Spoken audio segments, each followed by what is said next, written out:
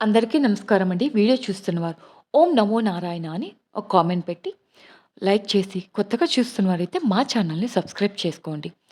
ఉగాది రోజు ఎలాంటి పనులు చేయాలి, ఎలాంటి పనులు చేయకూడదు అనే దాని గురించి ఈరోజు మనం ఈ వీడియోలో తెలుసుకుందామండి.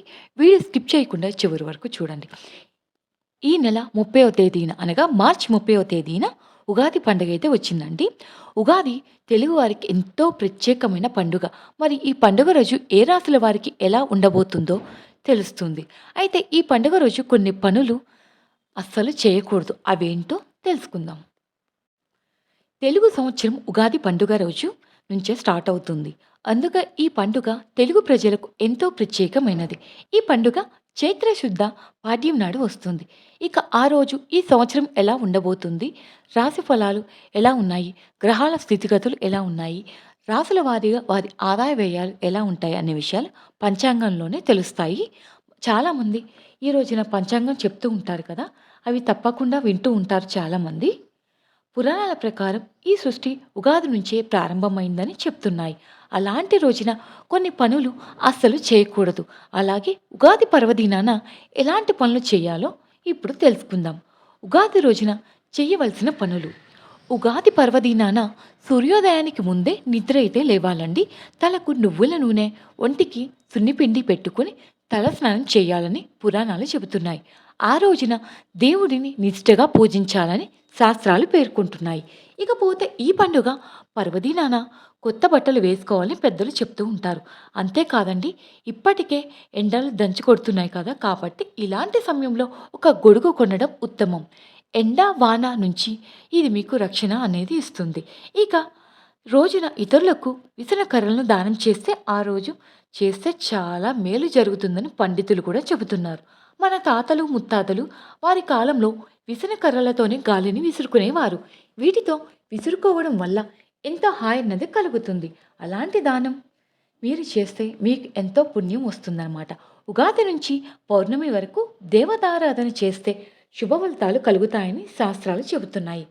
చైత్ర శుక్ల పాడ్యమి దినాన బ్రహ్మను పూజిస్తే శివుడిని విదయ దినాన నిష్టగా పూజించాలి. అలాగే గౌరీ శంకరుడికి తదియ రోజున, వినాయకుడికి చతుర్దశి రోజున అంటూ పౌర్ణమి వరకు దేవుళ్ళని నిష్టగా పూజించాలని పండితులు చెబుతున్నారు.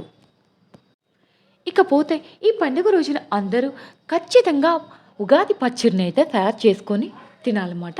ఇవి షడ్రుచులు కలిగి ఉంటాయి కాబట్టి మన దానికి చాలా ఉగాది పచ్చడికి దాని తినడం పరమార్థం చాలా ఉంటుందండి. దీని వెనుక చాలా పెద్ద కథ కూడా ఉంది.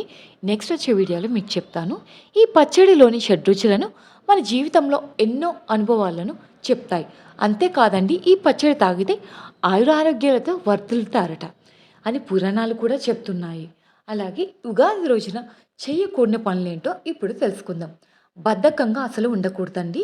ఉగాది రోజున కూడా ఆలస్యంగా నిద్ర లేవడం అంత మంచిది కాదంటున్నారు పండితులు. ముఖ్యంగా ఈ పర్వదినాన ఆల్కహాల్ కానీ, సిగరెట్ కానీ, మాంసాహారాలు కానీ అస్సలు తినకూడదండి. ఇలా కాదని తింటే మనకి మంచి అనేది అసలు జరగదు. తెలిసి కూడా ఇలాంటి తప్పులైతే అసలు చేయకూడదండి.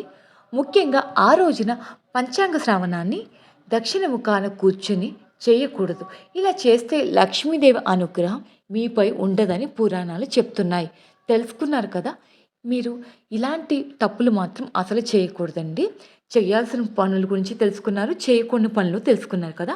ఈ ఉగాది రోజున తప్పకుండా చేయాల్సిన పనులు మీరు మాత్రం చేయాలండి. ఉదయాన్నే లెగవాలి, ఈ పని అయితే చేస్తూ ఉండాలి. కొత్త బట్టలు ధరించాలి, తలస్నానం, అభ్యంగన స్నానం అయితే చేయాలి. అలాగే ఈ రోజున మనం దేవుణ్ణందరినీ నిష్టగా పూజిస్తే తప్పకుండా మీకు దేవుడి అనుగ్రహం కలుగుతుందండి. మీ అందరికీ ఉగాది నుంచి మంచి జరగాలని కోరుకుంటూ, మీకు ఈ వీడియో నచ్చితే లైక్ చేయండి, షేర్ చేయండి. ఇలాంటి మంచి వీడియోస్ కోసం మా ఛానల్ని సబ్స్క్రైబ్ చేసుకోండి. Thank you for watching friends.